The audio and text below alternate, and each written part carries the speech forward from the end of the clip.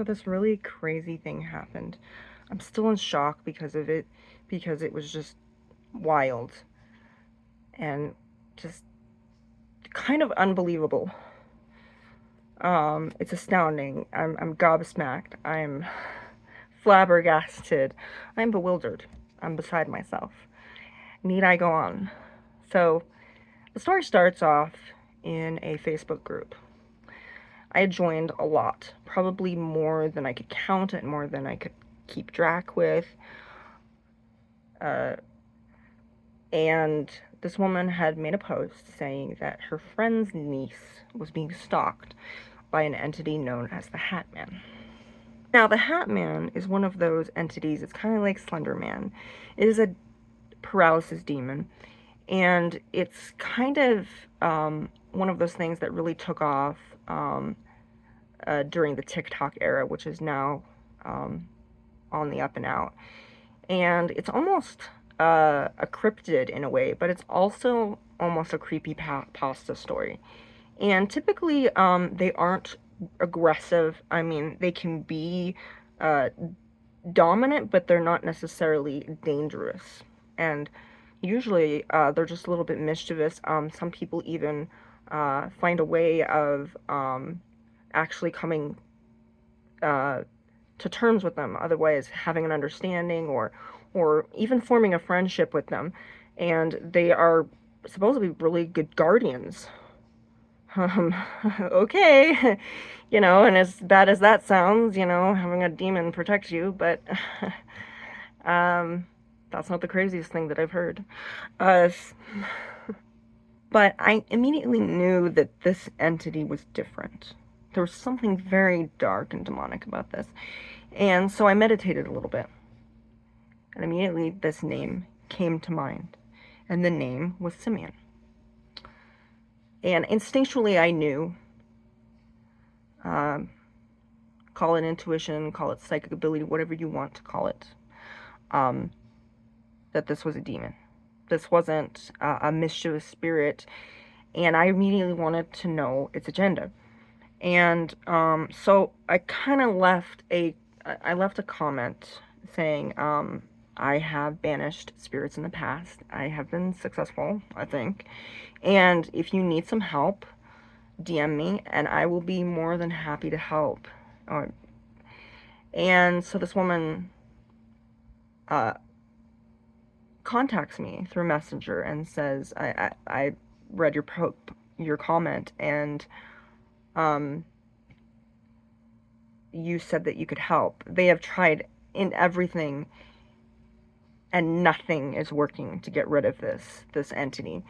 And so I got my board. This one, actually, in particular. And I started to have a session. I put some selenite here and some obsidian over here. Obsidian's really good for protection, and selenite is good for cleansing and purifying.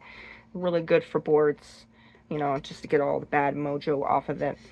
And so, but I kept them on there, and immediately one of my spirit guides says knock 3 times. So I did. I knocked 3 times. And immediately it spelled out Simeon, and the entity said, I cannot see you. I don't know where you are. And I was like, bitch, that's because I designed it that way. See, I made it to where this was a secure channel so that this entity could not stalk me and find out where I was or my location. And the reason Ouija boards are considered, so negative and have such a negative connotations, it's a double-edged sword, because you can use this as a communication device and be perfectly fine, depending on the person. But if you're an anxious, panic-driven kind of person, and you might not know what you're doing, and you accidentally create a portal, yeah, that's kind of what happens. And whether you do it accidentally or intentionally, it's important that you do things securely. So I would not recommend doing this on your first try. I would not recommend doing this at home by yourself if you're not comfortable with using these kind of things, because this is an expert level communication device. It's not only that, it's a portal, and I'm well aware that this isn't just a game. This is something that should be respected, that should be used correctly and safely. So I am all about safety. And I asked what the demon's agenda was, and it said possession, which was just blew my mind, because I was like, why? Why do you want to possess humans? We are drama. We are over emotional. We're unpredictable. And from what all the demons that I've spoken to, they don't want to possess people, because it's a process. You gotta pick a child, and you have to coerce them. And in order to coerce them or trick them, you have to build a rapport with them. And children are often very impressionable and easily manipulated. So that's often why demons who wish to possess someone target children. And this one wanted to possess her. And immediately what I did is I got some incense and I called upon the angels that guarded the Garden of Eden. And I called them to, to take care of him. And they gave him an option. They said, you have 3 days in which to vacate and leave and keep your distance from this young woman. If you do not, you will be banished. And that means banished from this realm itself. Whatever realm that they're in, we don't know. And they would be banished permanently. And at first he was like, no, I'm sticking here. And they're like, you don't understand. You don't understand. We are ancient angels. We have flames of fire. We do not have mercy on demons like you, but we do have mercy on the innocent. And we will make it impossible for you to use her as a vessel. And we have placed a holy mark upon her. And she, even if you got close to possessing her, you're not going to be able to. So even if we're not protecting her constantly, yeah, it's going to be impossible. And then he realized, that kind of dawned on him, that this was kind of mission impossible for him. This was not something he was going to win. And he left. And then I got a message from the same woman saying that that guy's niece hadn't seen that entity in 2 days. It's the 3rd day today. And I had just started that ritual. I had just contacted that entity. And I feel responsible, but I also feel like I was just a passenger on the soul train. I just feel like I was a team member at this point, because mind you, I just had done the ritual yesterday. I just contacted that demon, and already it was gone.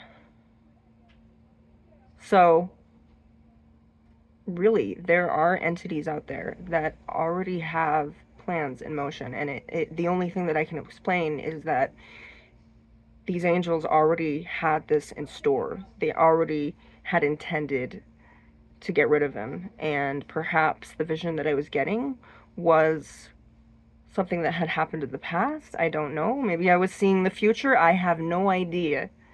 I can't explain it, but I just sat there and went, so spirits are real. Magic is real. Everything that I've ever believed in is real.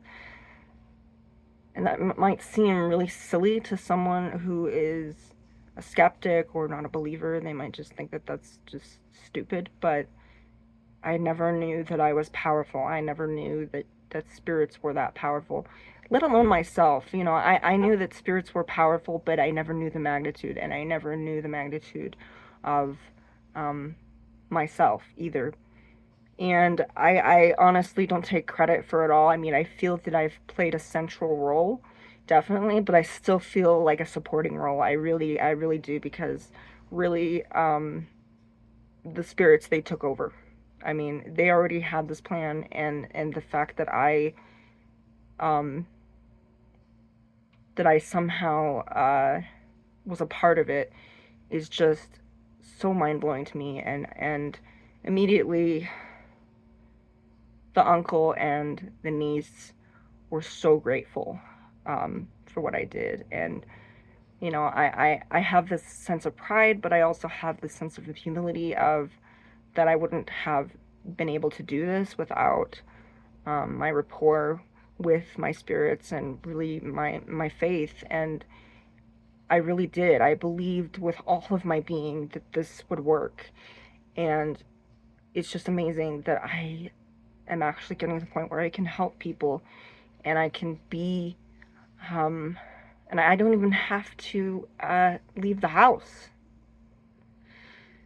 And you know, for some, you know, social media is also a double-edged sword. It can be where, you know, it's a wonderful thing, and then it can be the worst thing in the world.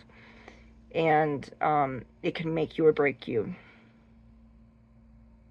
But I can tell you that if you have spirits uh, that are in your life, or you know, cantankerous or pesky spirits that you may have, um, that you may have to deal with, that are just not leaving you alone, I can help you potentially. I, I guess I can banish spirits now, but I didn't really banish it. I mean, the spirit's still out there, but it's not going back to that person. And I just hope that that spirit doesn't